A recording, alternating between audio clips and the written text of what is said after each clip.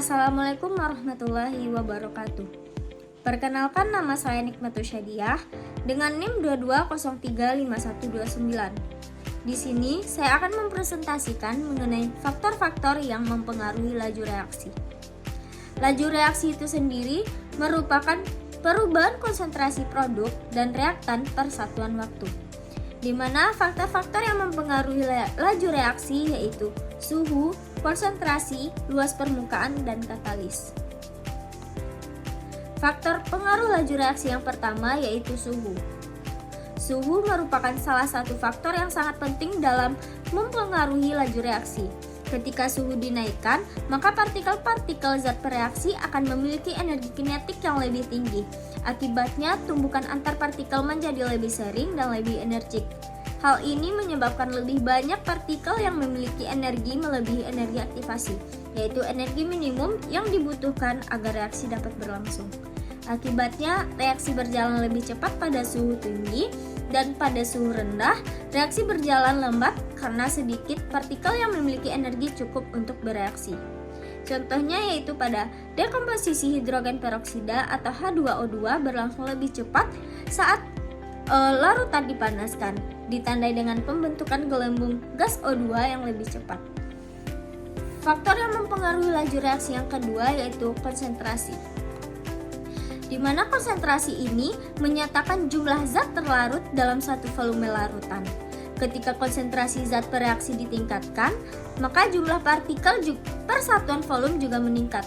Hal ini menyebabkan kemungkinan tumbukan antar partikel bereaksi menjadi lebih besar sehingga laju reaksi akan meningkat.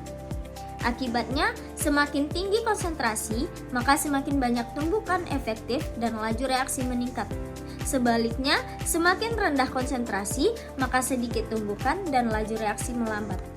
Contohnya yaitu pada reaksi logam seng dengan larutan HCl. Pada konsentrasi tinggi, reaksi menghasilkan gas hidrogen dengan lebih cepat, ditandai dengan gelembung gas yang muncul lebih banyak. Faktor pengaruh laju reaksi yang ketiga yaitu luas permukaan.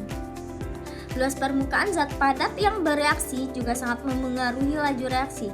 Semakin luas permukaan suatu zat padat, maka semakin banyak partikel yang tersedia untuk bertumbukan dengan partikel lain. Serbuk halus yang memiliki permukaan lebih besar dibandingkan bentuk potongan besar sehingga partikel bereaksi lebih mudah menumbuk permukaan tersebut.